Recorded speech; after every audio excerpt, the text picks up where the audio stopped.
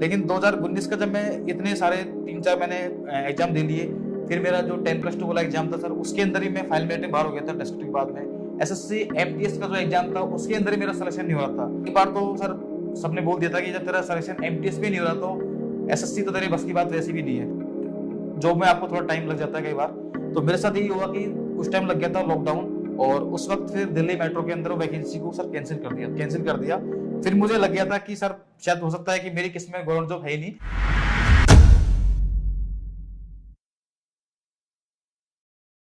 Hello, नमस्कार। Toppers talk की इस सीरीज में एक नए वीडियो में आप लोगों का सभी का स्वागत है। आज हमारे साथ हैं अपने एक स्टूडेंट सुनील, जिनका सिलेक्शन हुआ है जीएसटी इंस्पेक्टर पर। और बहुत सारे स्टूडेंट्स को लगता है कि मेरे जो मार्क्स हैं सर, मेरे 10th में मार्क्स कम हैं, 12th में मार्क्स कम हैं, मेरा सिलेक्शन होगा नहीं होगा।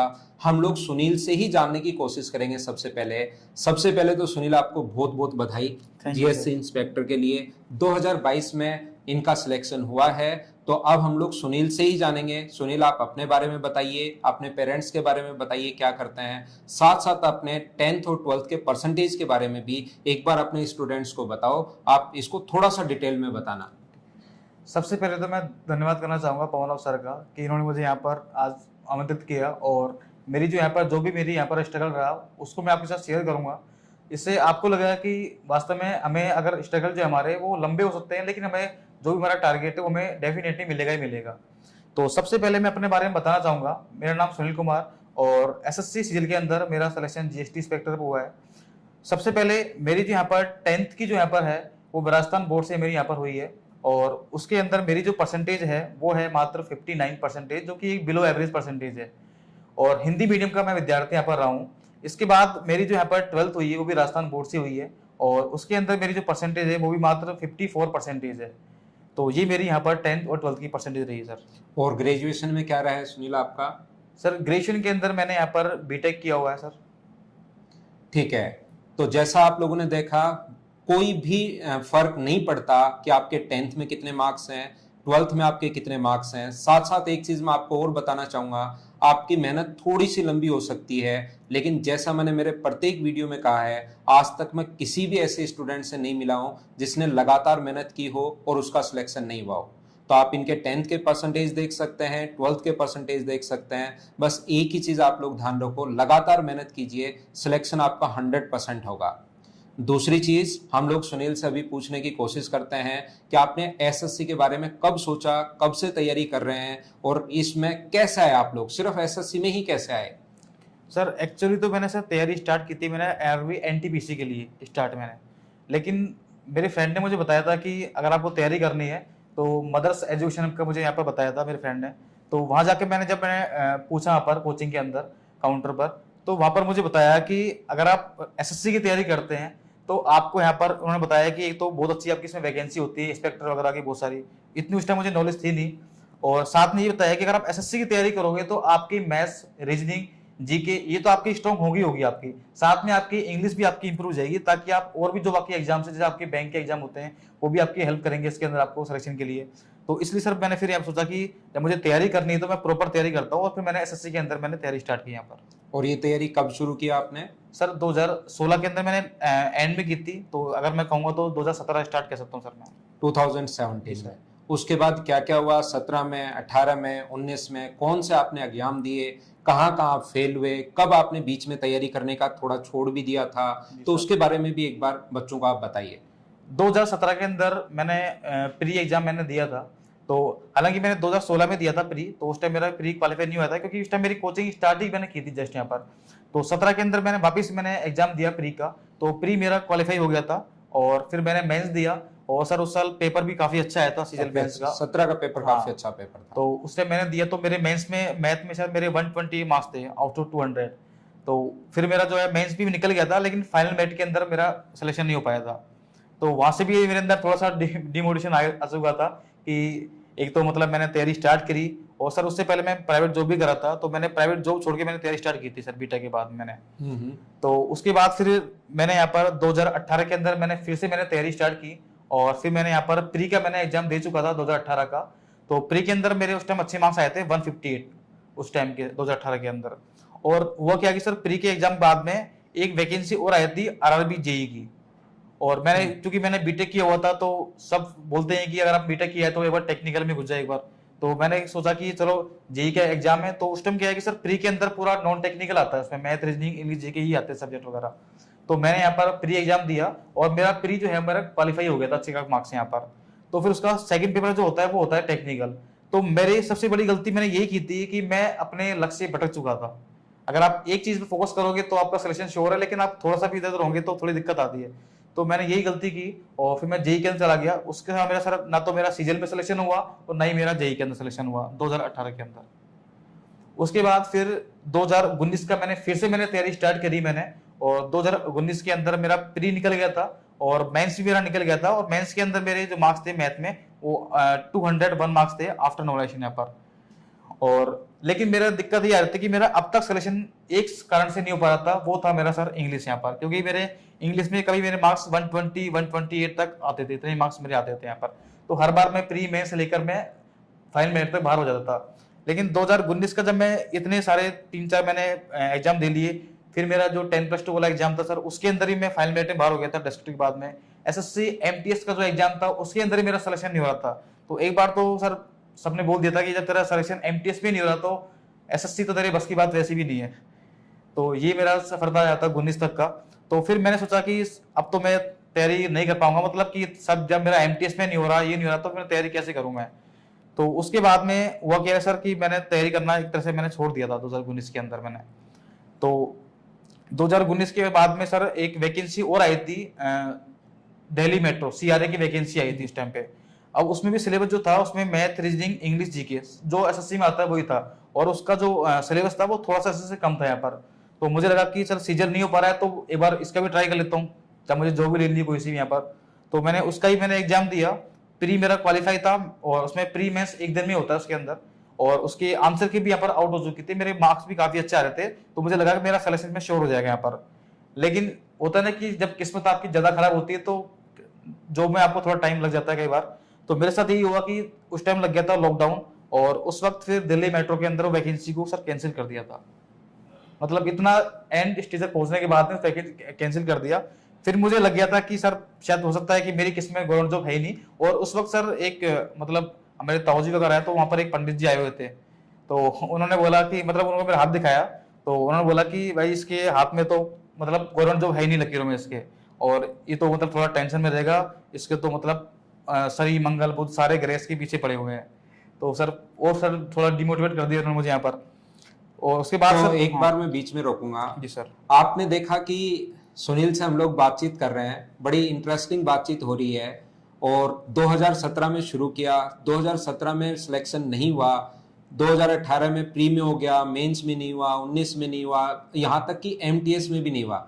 और उसके बाद आज सुनील मेरे साथ बैठे हैं जीएसटी इंस्पेक्टर बनकर। साथ साथ आपने अभी भी इनसे सुना कि इनका जो है कोई अपने पंडित जी आए थे, उन्होंने भी साफ साफ मना कर दिया था वहां पर मेट्रो में फाइनल अच्छे मार्क्स आने के बाद। और वो उस टाइम लॉकडाउन चल ही रहा था, और उसमें भी मतलब वो वैकेंसी ही पूरी की पूरी खत्म कर दी थी, रद्द कर दी थी। इतने संघर्ष के बाद भी अभी कहानी चल रही है, हम लोग आगे जानने की कोशिश करेंगे। लेकिन मुझे खुद को ऐसा लग रहा है कि यार कोई भी बच्चा अगर लगातार मेहनत करता है ना, तो कितनी भी बार आप फेल हो जाओ लेकिन कहीं ना कहीं आप लोग 100% सिलेक्ट होगे। बहुत सारे बच्चे, मैंने सुनील को बीच में इसीलिए रोका है क्योंकि आज सुबह सुबह भी मुझसे एक बच्चा मिला था कि सर मेरे 3 नंबर से रह गया, 5 नंबर से रह गया। बहुत बच्चे डिमोटिवेट होते हैं। अगर आप 1 नंबर से, 2 नंबर से या 3 नंबर से रह रहे हो तो ध्यान रखना, छोड़कर मत भाग जाना। अभी आप लोग सिलेक्शन के नजदीक हो। 2020 आ चुका है, फाइनल सिलेक्शन हुआ है 2022 जीएसटी इंस्पेक्टर पर। इसके बीच में क्या जर्नी रही वो जानने की कोशिश करते हैं। उसके बाद सर मुझे लगा कि सर अब मेरी गवर्नमेंट जॉब मेरे बस की बात है नहीं। तो मैंने उस टाइम मतलब मैंने पढ़ाई छोड़ चुका था और मुझे लग रहा था कि अब मुझे कोई प्राइवेट जॉब तो मुझे कर लेनी चाहिए। लेकिन दिक्कत क्या थी कि उस टाइम लगा हुआ था सर लॉकडाउन, तो उस टाइम तो प्राइवेट जॉब करना पॉसिबल था नहीं। तो उस टाइम सर फिर मैंने अपना एक यूट्यूब चैनल मैंने स्टार्ट किया कि कम से कम क्या पता बाद में चल जाए और मेरा खर्चा पानी निकल जाए यहाँ से। ठीक बात। तो सर मैंने धवन स्टडी पॉइंट नाम से मैंने चैनल स्टार्ट किया। और अब उसमें भी सर स्ट्रगल तो हर जगह ही है सर, आप प्राइवेट में हो चाहे आप गवर्नमेंट में हो। तो वहां पर मैंने स्ट्रगल किया और 5-6 महीने तक कोई भी यहाँ पर रेस्पॉन्स नहीं मिला मुझे यहाँ पर भी। और फिर उसके बाद सर फिर एक आरआरबी एनटीपीसी की सर वैकेंसी हो रही थी यहाँ पर, उसी टाइम पे आई थी। तो उसका मैंने फॉर्म लगा दिया। फिर बोलता नहीं कि लगा कि चलो उसमें इंग्लिश नहीं है, सबसे अच्छी बात थी क्योंकि मेरी इंग्लिश वीक थी, तो मुझे लगा इसमें इंग्लिश नहीं है तो इसका तो मैं एग्जाम निकाल लूंगा 100%, क्योंकि सर मैंने 17 महीने मदर्स एजुकेशन के अंदर मैंने कोचिंग की थी, तो मेरी मैथ्स पावर ऑफ से मैंने पढ़ी थी यहाँ पर, और मेरी मैथ्स काफी अच्छी हो चुकी थी, क्योंकि मैंने बताया सर कि 2019 के अंदर मेरे जो मार्क्स थे मैथ में वो भी 201 मार्क्स थे, और मतलब हर बार मेरे अच्छे मार्क्स आते थे। प्री के अंदर मेरे 50 आउट ऑफ 50 भी आ चुके हैं मार्क्स मेरे। तो मुझे लगा कि चलो मैं एनटीपीसी से मैं 100% निकाल लूंगा यहाँ पर, इतना मुझे श्योर था यहाँ पर। तो एनटीपीसी का उस टाइम एग्जाम था, तो मैंने वो उस टाइम से लॉकडाउन लगा हुआ था, तो एग्जाम भी थोड़ा लेट हुआ था उस टाइम पे। तो 2020 के अंदर उसका प्री एग्जाम हुआ था, तो प्री के अंदर से उसमें लेवल 2, लेवल 3, लेवल 5, लेवल 6 सबकी कट ऑफ अलग अलग निकली थी उसके अंदर, और मेरी किस्मत अच्छी रही थी और मेरी मेहनत भी थी, तो मैंने सारे लेवल मेरे यहाँ पर प्री के निकल गए थे सर। फिर उसके बाद फिर से लॉकडाउन लग गया था, तो उसके बाद फिर मैंने क्या किया सर, मैंने फिर अनअकैडमी वगैरह मैंने तो ज्वाइन कर लिया था यहाँ पर, क्योंकि अपना जो फैमिली कंडीशन भी उतनी थी नहीं, तो मैंने यहाँ पर अपना पढ़ाना स्टार्ट किया, थोड़ा सा खर्चा पानी मेरा निकलना स्टार्ट हो गया था यहाँ से। तो उसके बाद क्या हुआ कि अनअकैडमी ज्वाइन करने के बाद में मुझे लगा कि जब एनटीपीसी की तैयारी करनी है तो मुझे थोड़ा बहुत ही स्किप करना पड़ेगा एक बार, क्योंकि या तो आप प्राइवेट जॉब कर लो या आप तैयारी कर लो, यही हो सकता था। तो फिर मैंने वापस से मैंने अनअकैडमी मैंने स्टॉप किया, और मैंने सोचा कि एनटीपीसी में प्रॉपर तैयारी करता हूँ। फिर मैंने मेंस के लिए मैंने खुद ने सेल्फ स्टडी मैंने वापस स्टार्ट की मैंने, और सेल्फ स्टडी के अंदर मैंने फिर एनटीपीसी मेंस यहाँ पर मैंने ऑफलाइन तो नहीं की मैंने कोचिंग, लेकिन ऑनलाइन के अंदर मैंने यूट्यूब से मैंने सर जैसे पवन सर की वीडियो थी यहाँ पर, वो उनसे मुझे काफी हेल्प मिली थी यहाँ पर। जीके के अंदर भी सर आपके चैनल पर मैंने देखा था यहाँ पर, तो वहां से मुझे काफी हेल्प मिलती गई यहाँ पर। और उसके बाद क्या हुआ कि मेरा जो मेंस था यहाँ पर वो भी मेरा एग्जाम हो चुका था, और मेरे काफी अच्छे मार्क्स आए थे मेंस के अंदर भी, एनटीपीसी के अंदर भी। तो उसके अंदर मेरा लेवल 5, लेवल 3, लेवल 2 सारे लेवल मेरे क्लियर थे मेंस के अंदर भी सर। तो लेकिन उसके बाद भी लेवल 6 के अंदर सर स्टेशन मास्टर की जो पोस्ट होती है उसके अंदर एक टेस्ट होता है साइको टेस्ट। अब उसके अंदर भी क्या होता है कि 5 सेक्शन होते हैं, तो 5 सेक्शन में से क्या होता है कि आपको 5 सेक्शन पास करने पड़ते हैं, मतलब एक तरह से आपका वो टेस्ट ही होता है। तो उसमें मेरा एक सेक्शन के अंदर मेरा सर फेल हो गया मैं उसके अंदर, तो मेरी जो प्री मेंस की पूरी मेहनत थी वो पूरी खराब हो गई यहाँ पर भी। और फिर जो नीचे वाली पोस्ट थी लेवल 5 वगैरह उसके अंदर सर मैं टाइपिंग में रह गया, तो वहां से मेरा पूरा खेल खत्म हो गया ऊपर, पूरी मेरी जो पूरी मेहनत थी वो पूरी खत्म हो चुकी थी। और ये भी स्टेज मेरी ऐसे आ चुकी थी कि अब मेरी बस की बात नहीं थी कि मैं अब तैयारी कर पाऊँ आगे। तो देखिए, एक स्टूडेंट कितनी तैयारी भी करता है, एक इंसान मतलब तैयारी करता है, अपनी फैमिली को भी देखना है, खुद का खर्चा भी देखना है। जब सिलेक्शन नहीं हो रहा था, लॉकडाउन लग चुका था, तो सुनील ने एक यूट्यूब चैनल भी शुरू किया, और वो अभी भी चला रहे हैं, जिस पर गवर्नमेंट जॉब्स के लिए ये अपडेट देते रहते हैं। तो उसको भी शुरुआत में इतना वो नहीं मिला, उसके बाद धीरे धीरे यूट्यूब चैनल भी थोड़ा चलना शुरू हुआ। इनको अनअकैडमी ने अप्रोच किया मैथ्स पढ़ाने के लिए, वहाँ पर थोड़े दिन मैथ्स पढ़ाया ताकि खर्चा पानी निकलता रहे, क्योंकि बहुत मुश्किल होता है एक इंसान के लिए, मतलब इतना लंबा संघर्ष करना, और उन सारी चीज़ों को खुद ही मैनेज करना पड़ता है। दूसरा कोई भी आपके लिए मैनेज नहीं करता, खुद ही सारी चीज़ों को मैनेज करना पड़ता है। उसके बाद इन्होंने यूट्यूब चैनल पर अपडेट दिए, पढ़ाना शुरू किया। उसके बाद आपने खुद ने देखा कि रेलवे में फाइनल सिलेक्शन होते होते रह गया, कि बहुत अच्छी तैयारी की और रेलवे में सिलेक्शन नहीं हुआ, लेकिन इनकी डेस्टिनी कहीं और थी, और 2022 में फाइनल बने जीएसटी इंस्पेक्टर।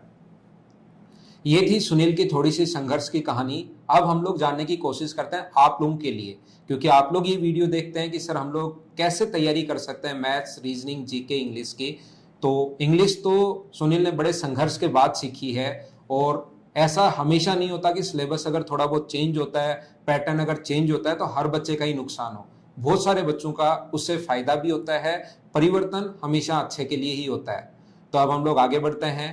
टेस्ट सीरीज की हम लोग सुनील से बातचीत करने की कोशिश करेंगे कि टेस्ट सीरीज का कितना योगदान है सिलेक्शन के लिए, और कैसे एक बच्चा टेस्ट को अटेम्प्ट करे। सर ये कह सकते हैं सर कि अगर आप किसी भी गवर्नमेंट एग्जाम की तैयारी कर रहे हो, खासकर एसएससी की यहाँ पर, क्योंकि सर एसएससी में क्या होता है कि जितनी आप प्रैक्टिस करोगे उतने ही आपके मार्क्स यहाँ पर इंक्रीज होते हैं यहाँ पर। तो मेरा सर ये था कि मैं वीक के अंदर 3 मॉक तो आराम से देता था, कभी 3 या 4, तो क्योंकि मेरा होता था कि 3-4 मॉक देने के बाद में मैं जो मेरी यहाँ पर कमी होती थी सर उसको मैं यहाँ पर एनालिसिस करता था। अगर आप मॉक टेस्ट दे रहे हो, सिर्फ यहाँ पर टेस्ट देकर के आपने छोड़ दिया तो वो कोई काम का नहीं है आपका। अगर आपने 1 घंटे का मॉक दिया है तो आप कम से कम 1.5 से 2 घंटे उसका एनालिसिस करो, और उसके अंदर आप मार्क करिए कि ऐसे कौन से क्वेश्चन है जो आपको यहाँ पर बार बार परेशान कर रहे हैं, या फिर ऐसे कौन से क्वेश्चन है जो आपसे मतलब आपको आते हैं लेकिन आपको टाइम टेकिंग आपको लग रहा है उसके अंदर। तो सर उनको मैं कॉपी के अंदर मैं नोट डाउन कर लेता था उसके अंदर। और उसके अलावा जैसे जीके की बात करते हैं तो जीके के अंदर मेरे इसमें जो टॉपिक थे यहाँ पर, मुझे लग रहा है कि ये टॉपिक बार बार इसके क्वेश्चन रिपीट हो रहे हैं करंट के, तो सर उसको मैं यहाँ पर लिख लेता कि ये टॉपिक मुझे अपना कवर करना है, ये मेरा वीक पॉइंट है यहाँ पर। मैं यहाँ पर एक बात और ऐड करना चाहूंगा, सीजीएल 2017 के अंदर मैंने यहाँ पर एग्जाम मैंने स्टार्ट किया था और 17 का मैंने एग्जाम दिया। 17 के अंदर मैंने सीजीएल, सीएसएल और एमटीएससी मैंने एग्जाम दिए थे, किसी में सिलेक्शन नहीं हुआ। 18 के अंदर मैंने तीनों एग्जाम दिए, यहाँ पर मेरा सिलेक्शन नहीं हुआ।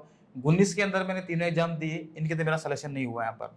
और उसके बाद मैंने यहाँ पर 2020 और 2021 के अंदर मैंने फॉर्म नहीं लगाया, क्योंकि मुझे लग चुका था कि मेरा जो जर्नी है शायद आगे नहीं बढ़ पाएगी, क्योंकि इतने फेलियर इंसान देखता है तो उसको लगता भी और डिमोटिवेट भी होता है। लेकिन फिर भी मैंने यहाँ पर 2022 के अंदर एक वैकेंसी को देखते हुए और फिर मैंने यहाँ पर मदर्स एजुकेशन हब मैंने यहाँ पर ज्वाइन की, और मुझे लगा कि अगर मैं ऑफलाइन कोचिंग ज्वाइन करूंगा पवन सर से यहाँ पर एक बार साथ में ऑफलाइन पढ़ूंगा तो मेरे अंदर थोड़ा सा अंदर एक मोटिवेशन मिलेगा, तो इसलिए मैंने यहाँ पर ऑफलाइन कोचिंग ज्वाइन की। और 2022 के अंदर मैंने काफी मेहनत करी और उसके बाद मुझे यहाँ पर आज जीएसटी इंस्पेक्टर मुझे यहाँ पर पोस्ट आखिर मिली गई, जो कि मेरा एक सपना था यहाँ पर। तो ये थी सुनील की कहानी। जैसा हम लोग बोलते हैं कि हर बंदे पर मूवी बन सकती है, हर बंदा इतनी मेहनत करता है, बस मूवी कुछ लोगों पर ही बन पाती है। हर बंदा संघर्ष करता है और सुनील को इस संघर्ष के लिए सैल्यूट। और मतलब बहुत दिल से बहुत सही लगता है यार, इतना बंदा संघर्ष करने के बाद अगर एक पोस्ट पर पहुंचता है, जो पोस्ट उसको चाहिए, जो सपना 2017 में देखा था वो सपना जाकर पूरा होता है 2022 में। 17 में थोड़ा सा तैयारी शुरू ही की थी। मैं प्रत्येक स्टूडेंट को साथ साथ ये भी बताना चाहूंगा कि जैसे आप लोग ग्रेजुएशन करके आते हो, आपको लगता है अभी तो मेरे पास 2 साल हैं, 3 साल है, वो 2-3 साल कब निकल जाते हैं पता ही नहीं लगता। और जैसे ही 2 या 3 साल निकल जाते हैं तो फिर उसके बाद थोड़ी थोड़ी घबराहट भी होनी शुरू होती है कि अभी तक मेरा सिलेक्शन क्यों नहीं हुआ। फिर आप इधर भागते हैं, उधर भागते हैं, ये दे दिया, ये एग्जाम दे दिया, ये वाला एग्जाम दे दिया, और फिर कहीं पर नहीं होता है। लेकिन उससे परेशान होने की जरूरत नहीं है। उस टाइम आप अपनी जिंदगी की सबसे ज्यादा मेहनत कर रहे होते हैं। आप लगातार उस पोस्ट के लिए जिसके लिए आप तैयारी करना चाहते हैं बने रहिए। बहुत बहुत बधाई सुनील आपको।